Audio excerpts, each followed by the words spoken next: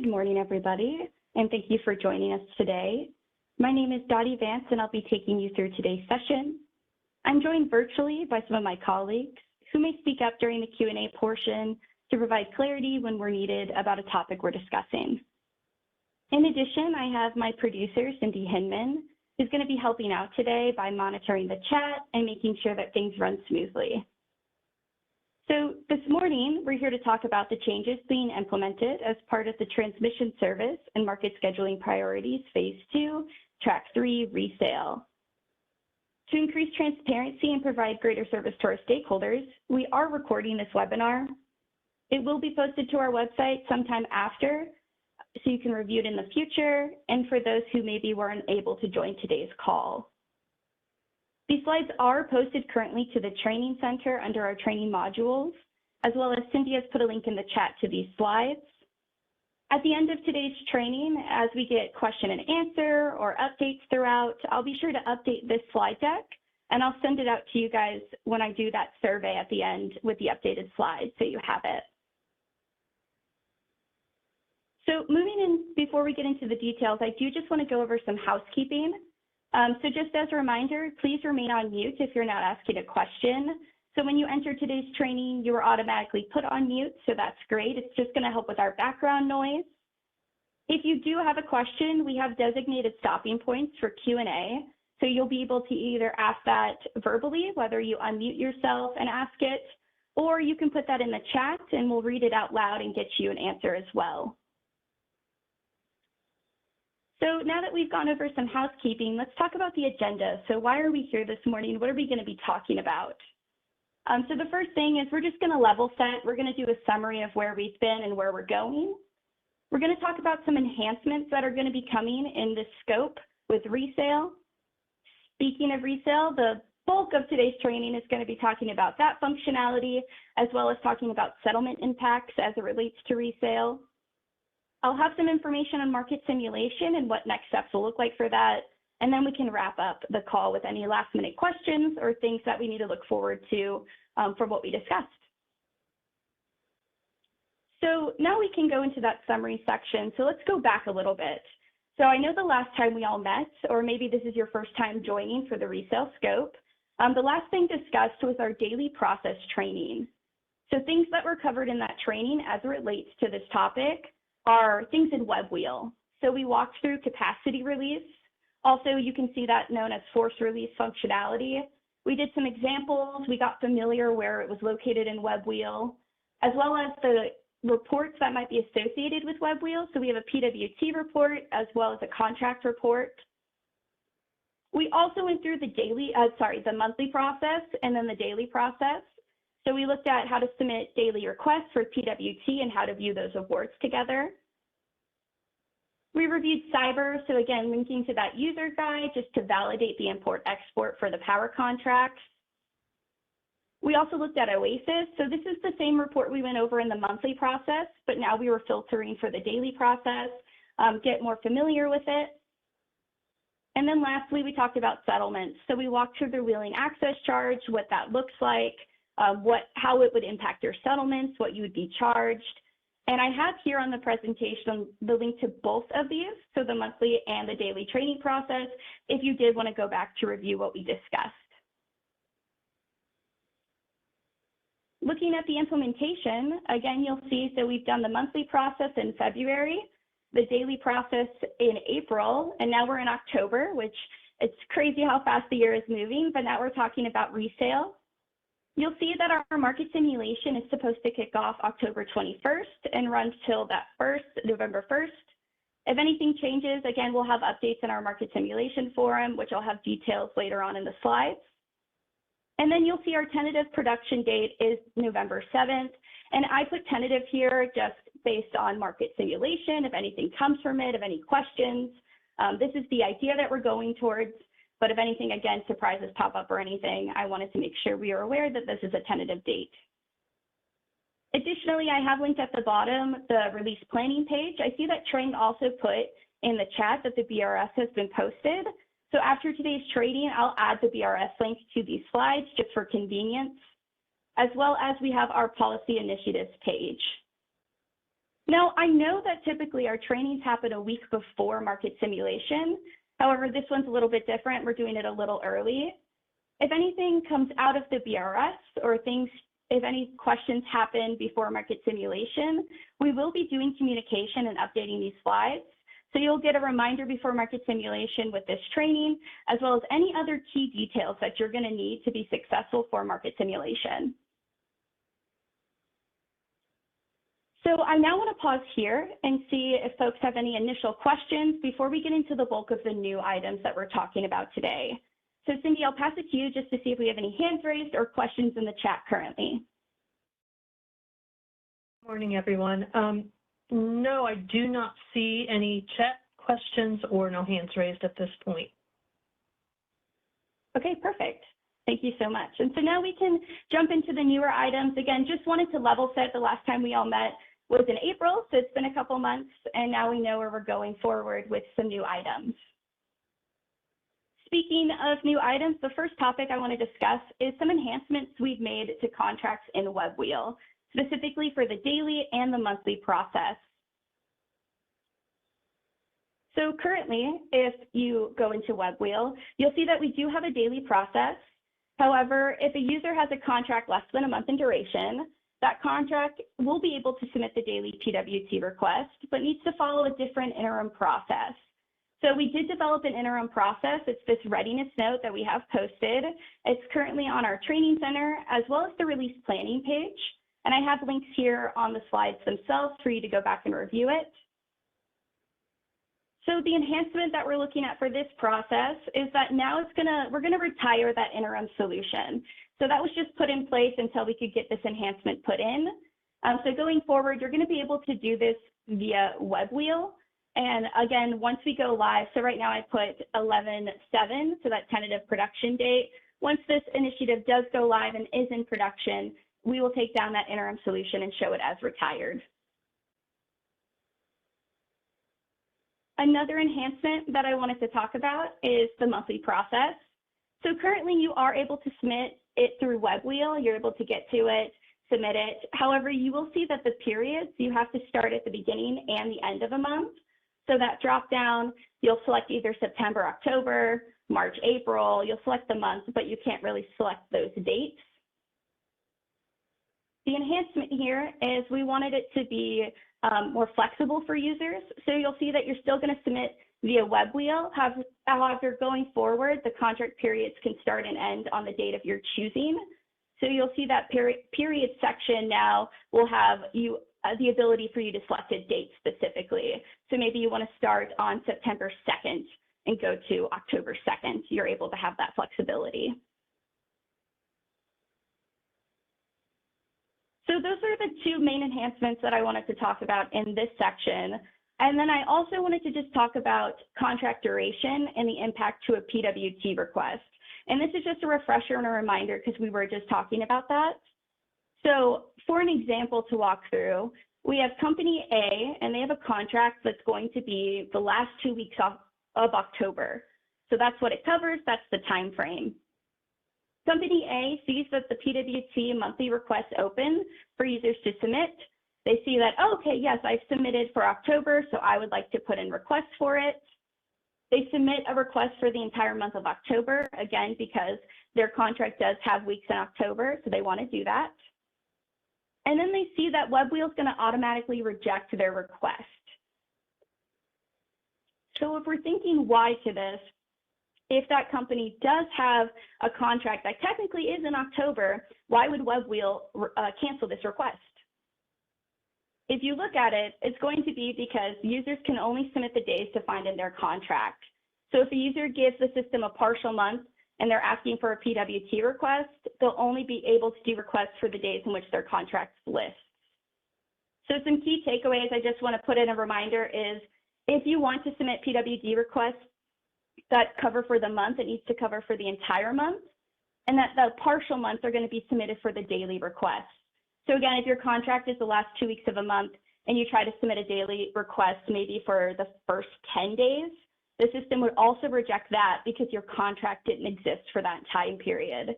So you just want to make sure that you're looking at the time period you want and make sure that your contract is going to cover that amount of time. So I want to pause here and see if folks have any questions about enhancements before we get into resale. So again, Cindy, I'll pass it to you to see if folks have any thoughts, questions initially from seeing this. If you have any questions that you'd like to ask verbally, please raise your hand.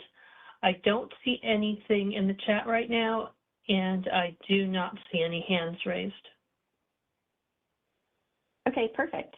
And again, if you think of any questions as we're going through, please feel free to raise your hand to show us you have that and put it in the chat. So now we're on to the bulk of today's training. So I wanted to go over the resale responsibilities, both for the sellers and the buyers in WebWheel. And I'll have definitions about what a seller and a buyer is, so we can lay that out as well. But before we go into resale, I did just want to plug another reminder. So this resale scope is being added to our project. And so this is just a reminder to make sure that you have registered the desired import resource IDs in the Intertie reference data template. This registration is about setting up the Intertie resource and master file, so you can use that WebWheel. If the resource you have is already registered, you don't have to re-register. However, if you need to register, you'll just fill out that form and submit it via Citi. So just to plug again, this should look familiar from what you've done in the past.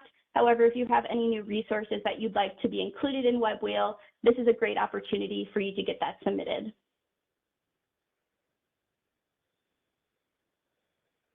So now going into resale itself, you'll see when you open the BRS, as well as when you look at other documentation for resale, that resale is going to be specifically for the monthly positions. So entities with monthly PWT have that ability to resell all or a portion of the megawatt quantity for its PWT award. They have the flexibility to either do the remainder of the month or term, and they can do it to one entity or several entities. So there's flexibility about how much they sell to who and when. I also have linked here the BPM that dives a little bit deeper into resale as well. It should be also in your BRS, but just for convenience sake, I have it listed here, as well as that section for you that lays out resale in the BPM.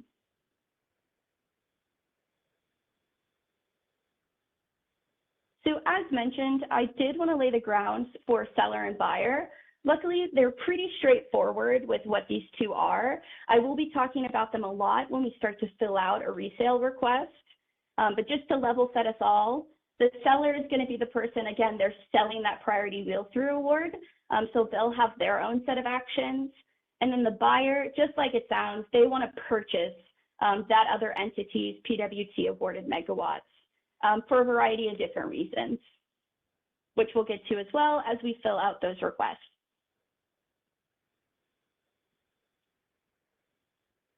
So you may be asking yourself, okay, I have a basic definition of resale. I know that there's going to be a buyer, there's going to be a seller. I could fall into either of those categories. Where do we get to this in the process? So how did we lead up to resale? And so just to kind of show you in the timeline, things that have already been done leading up to resale is that you're registered in master file, again, like we talked about in that reminder. You've also worked with your UAA, your user access administrator, to make sure that you have a certificate access so you can go into WebWheel and make sure you have the right provisioning, which I have in our references slide, our appendix, in case you need to remind yourself what that access looks like. You're also, if you're a CAISO BAA, you're going to make sure you want to submit the non-RA contracts in CIRA for the historical and new, which I did cover in our first training, so you can go back and look at those slides for what that looks like. You'll have already submitted monthly power contracts in WebWheel, so you've gone through that process. You're familiar with how to submit. You've submitted your PWT requests for the month, so you've gone in, the window is opened, and you're able to submit it. And now you're at the point where you've received these awards, and maybe something has come up for you in your organization where maybe you don't need as much as the award as you were originally assigned. So this is that opportunity to now reflect to see, okay, do we need to perform a forced release or a capacity release? Or do we have that option to do a resale? Can we meet with a buyer and come to terms and figure out how we're going to sell this extra PWT award? And you'll see here, I also have listed at the bottom that a resale, it's going to be on the seller to establish with the buyer those details.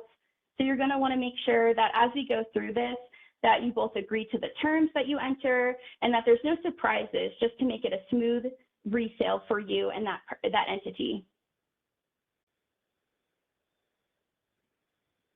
So if we were to look at resale in WebWheel, so now that we have kind of the background, we know where we're at in the process, let's talk about where it is in WebWheel itself. So what you'll be testing in market simulation. So WebWheel, you'll get there through operations, and then you'll see the resale section. And it's going to provide you a summary of the resale. So you'll see the status, you'll see the buyer, seller, product. And again, this all relates to you and the buyer's information. You'll see also that the submission should occur at least 8 days prior to the resale's effective date.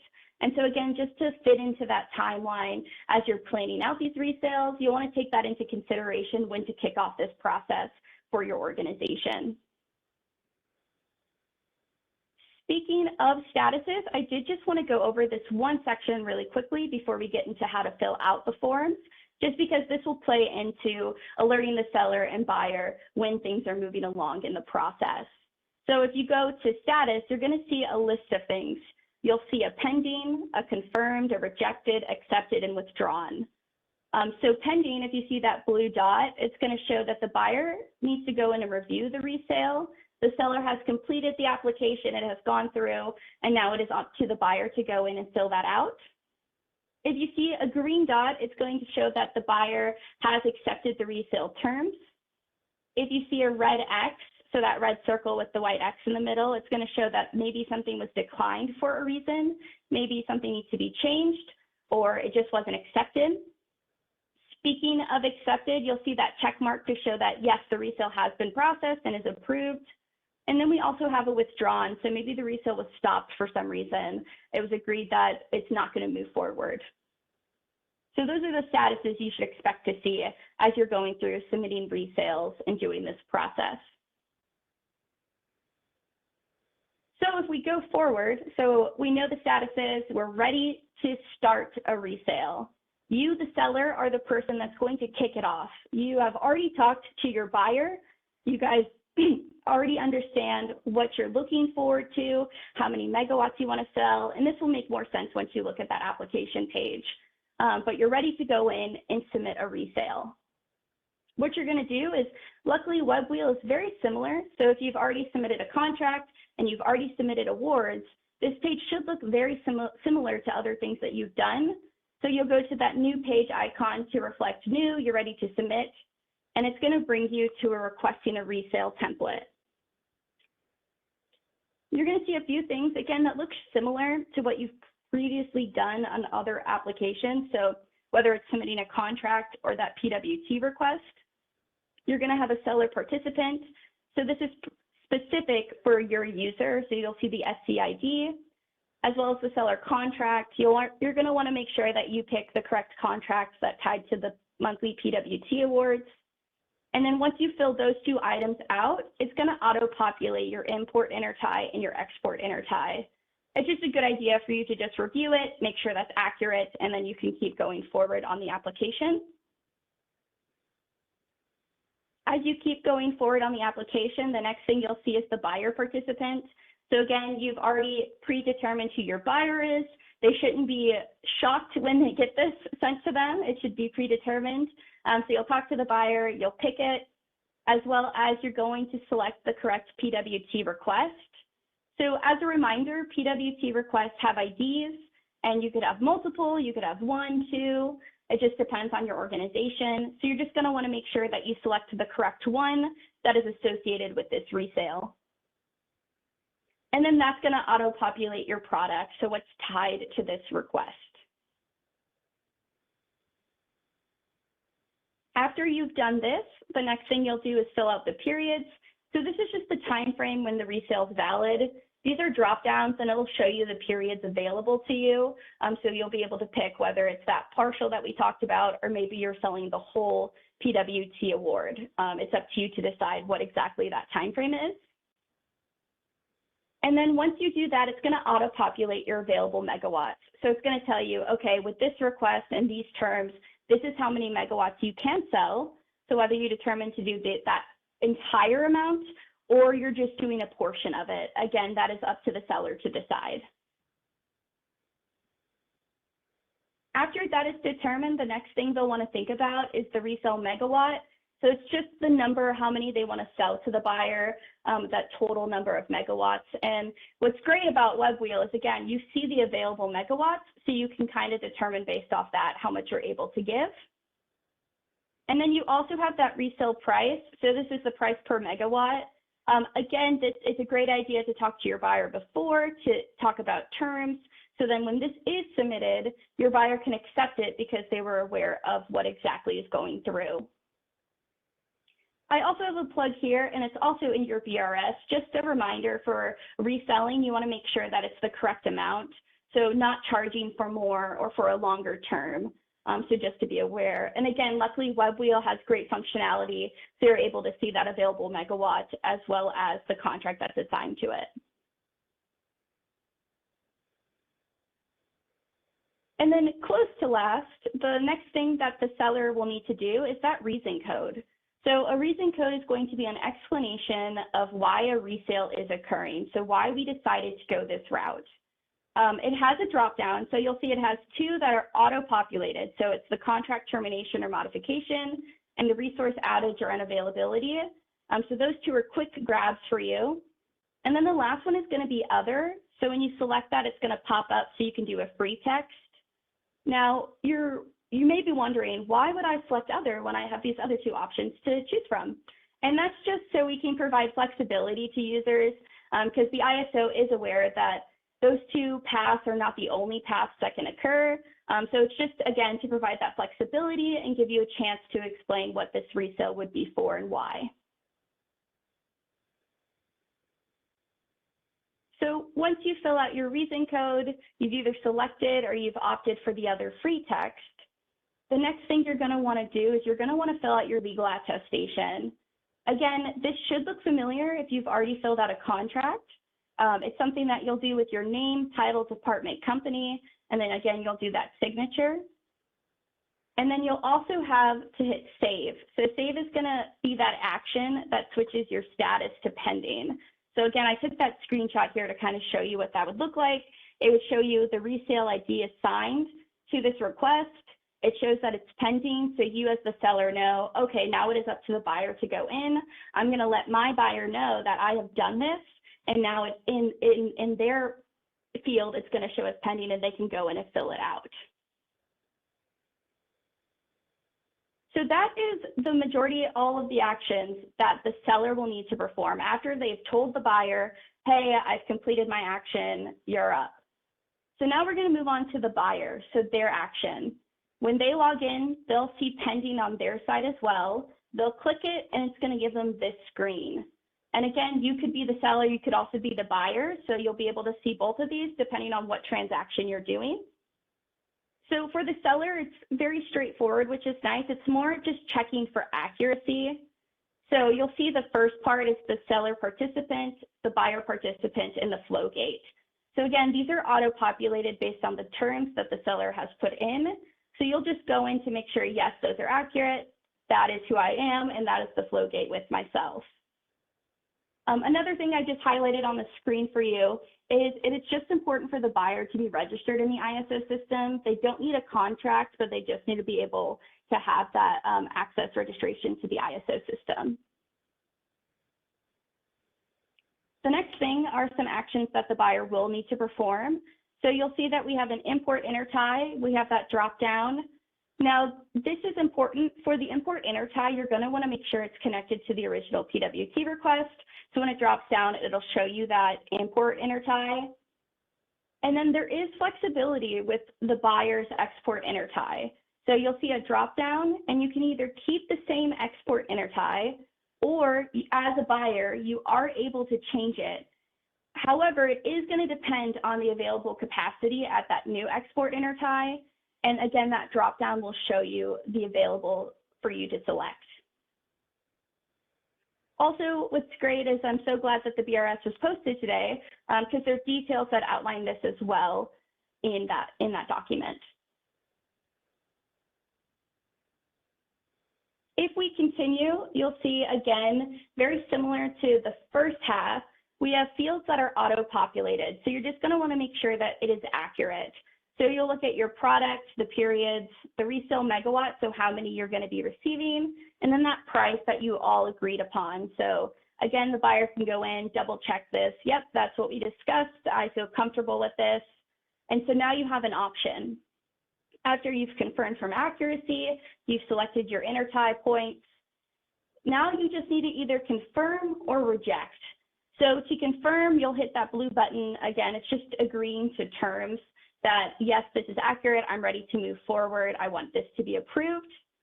Or you can hit reject. So maybe there's a disagreement in the terms. So maybe something has changed, an update was made, vice versa.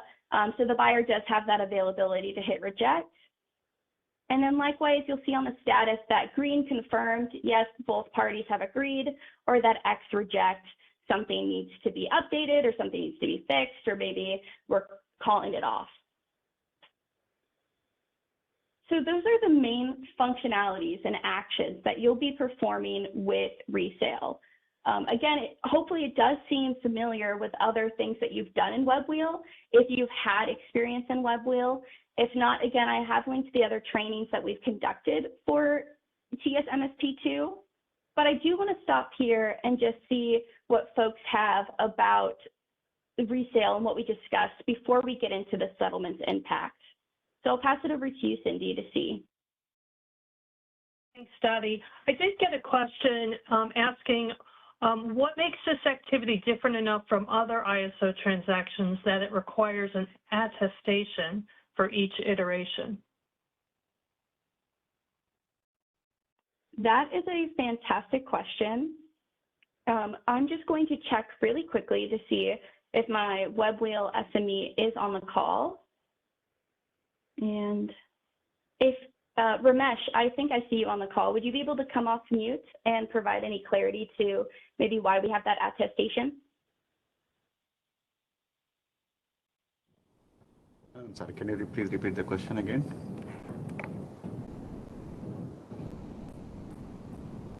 Yes. Can you hear me? The question is. Yeah. The question, sorry, the question was, what makes this activity different enough from other ISO transactions that it requires an attestation for each iteration? That was a legal attestation, so I'm not really sure how the contract is established. So probably I would defer to Abdul. That's legal attestation. We need that for each transaction. Yeah, good morning. I can't speak on why is it different or how is it different from other transactions, but the reason we require that attestation is because it's a tariff. It's in the tariff. The tariff requires the attestation to be attached or to be submitted with these requests, and that's why we're requiring it in the system. So now why did it go in the tariff and why was it required? I think partially, remember, we're not collecting contracts from entities. We're relying on them attesting to that their contracts has been submitted, has been executed. Firm power supply contracts have been executed. They do put the parameters of the contract in WebWheel, and we use that for validation when they submit a request. But the actual contract data we're not collecting. So I would say probably partially we need the attestation for that. But the direct answer, why are we requiring it here, is because the tariff requires it. Thank you. Does that answer your question, Dave? Okay. Got another question on this that asks, can ISO point to the tariff section that states this requirement?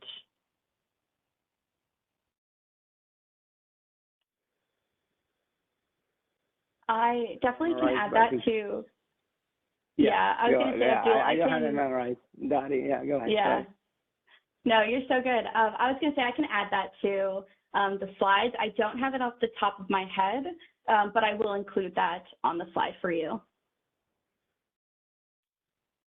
Okay, thank you. The answer was, I'm just curious, that's all. Thank you.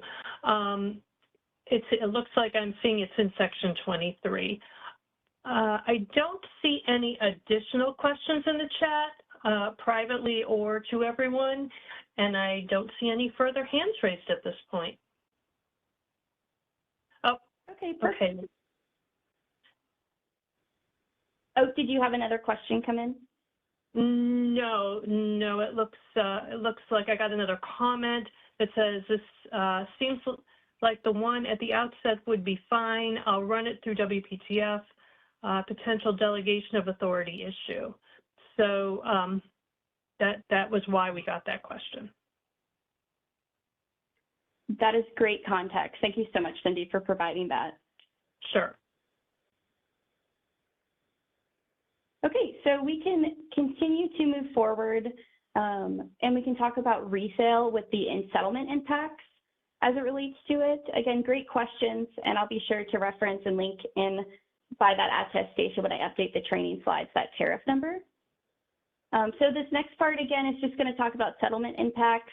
So fortunately, in other trainings, we have gone through examples together. We touched resale, but we didn't dive too deep into it. So in this part, I'll have some examples for you to show you what that looks like. But just as a refresher and to catch folks up that maybe this is your first time joining this training, is we did have the wheel export quantity pre-calculation that was updated. I have it linked here for it's that BPM CG PC wheel export quantity. And you'll see that the calculation has been modified.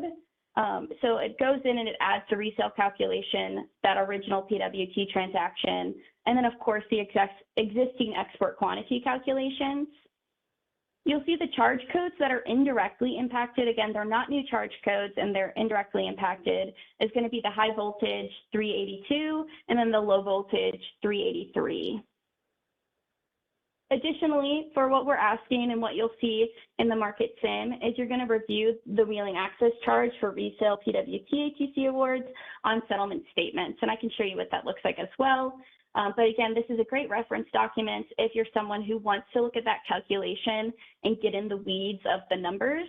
I would point you there first to look through, and then please feel free to submit questions if you have through Citi if you have questions about the actual calculation itself.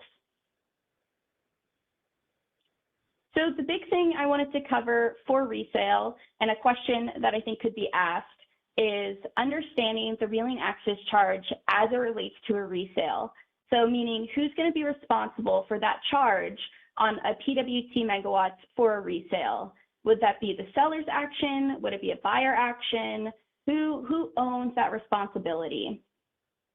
And to sum it up for you, it is going to be the seller.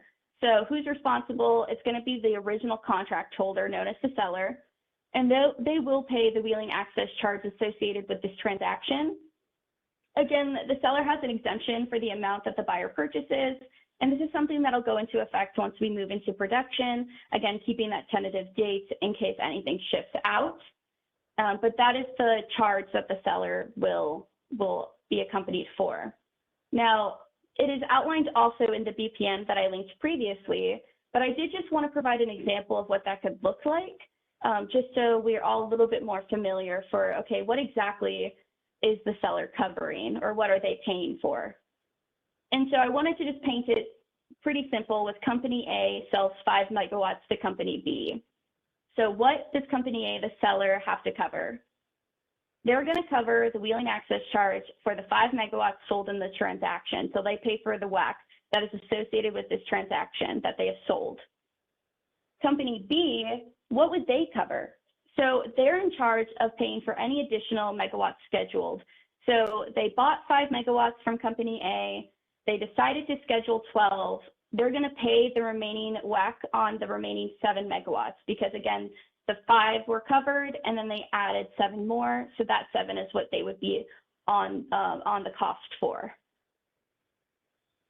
So again, just to reiterate, when the participant receives a PWT award, they assume a responsibility to pay access charges at the export location that has been awarded. So I hope that this example kind of lays it out in simpler terms for what this could look like as it relates to resale. So I want to pause here and Cindy and see if there's any questions that might have come up based on that or thoughts, and I'll pass it to you. If you have a question, of course, you can raise your hand. I do not see any other questions in the chat right now, and no raised hands. Okay, perfect. And again, I know that this training is occurring a couple weeks before market simulation. So as you have time to go through the BRS or as we start publishing the scenarios, please submit questions and we will update these slides and make sure that we are all prepared for when market simulation does kick off later this month. So the last big section I wanted to talk about is OASIS. And this is just to review the report, the PWT resale transactions in OASIS. Again, this is also outlined in your BRS to show you what this is and why we're adding it. But just to show you and give a sneak peek of what this will look like, you'll see similar to your other report that we've gone over in a previous training, the ATC for PWT request. This new report will be added to the transmission section, and it'll be titled PWT Resale Transactions. I've also linked here OASIS for you. Now, this is the production environment, so you're not going to see this right now. However, through market simulation, you will see it once we provide you that in the correct testing environment. Again, just to show you what it will look like, currently there's no data populated in it, but I still wanted to show you what it would look like.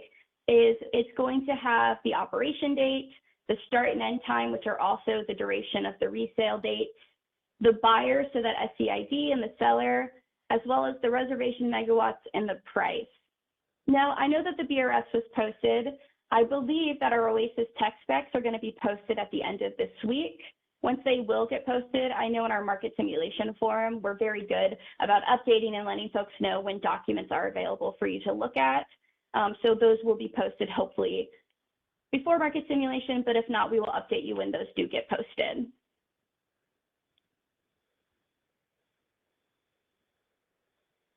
So I want to pause here and see if folks have questions about that new OASIS report, what they're looking at, and I'll pass, or any comments. So again, I'll pass it to you, Cindy. Again, I do not see any hands raised, and I don't have any additional questions in the chat. Okay, perfect, perfect. So the next thing I wanted to talk about with you today, this morning, is just some market simulation. I know the BRS was just posted, but we still want to just lay out some expectations, and it is very similar to what you've done for other projects. So you'll see that you just want to make sure that you're registered for this market simulation. You'll also want to make sure that you're attending these forums. They happen on Mondays and Thursdays. And in this, we'll update you about the progress of this project, as well as if there's any updates, or if you have questions, it's a great opportunity for you to collaborate with other entities, to share your question. Maybe someone has a similar question, so we're able to address it in that forum, as well as provide documents such as FAQ documents, so frequently asked questions. Maybe it's updating this training, potentially a job aid. It just depends on what comes out of that conversation. And again, it is scheduled for mid-October, so the 21st through the 1st. And you'll turn into those calls and they'll be able to help you through that as you're going through the simulation. And then, like I mentioned, before market simulation, I'll be in communication with folks that attend, as well as in the forums, we'll give updates. So again, make sure that you feel confident and prepared going into this market simulation. Now, if you have questions about market simulation, we do have a couple options for you specifically for that, whether it be for the release or the market simulation itself. I did just want to provide this for you for options for city cases, so you can go in and see, maybe you have a question about the BRS. I know we also have that commenting feature if you have feedback, and then we also have market simulation, so maybe connectivity issues, maybe you have results that you weren't expecting. That would be a great path for you to take. Additionally, I wanted to point out that if you're looking for assistance in WebWheel, I know that we worked on getting this posted, that there is this little question mark icon that will have help documentation. So it's similar to if you've used other applications like WebOMS, where it just has documentation for things that are inside this application. It's similar to a user guide, but our application provides it for you. So if you have questions maybe about definitions or where things are located, or you want to explore more into maybe reports, you're able to click that and you can dig a little bit deeper. Additionally, I did just want to call attention to our BPM process. So the Business Practice Manual provides revision requests. The next meeting for this is going to be October 22nd. And I wanted to link some information for you so you can see if you have questions, comments, or concerns. We have the email listed, as well as our tracking log and the PRR commenting tool.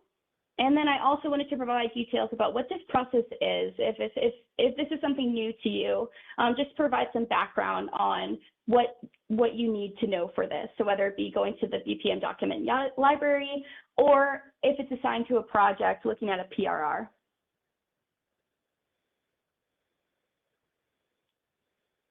And then finally, I just wanted to make a plug for our 2024 Stakeholder Symposium.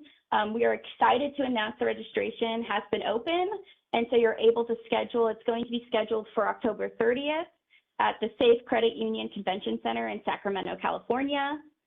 This is a great opportunity for industry event that brings together energy professionals, industry leaders, and electricity policy experts from around the West and the nation and the world to all come to this.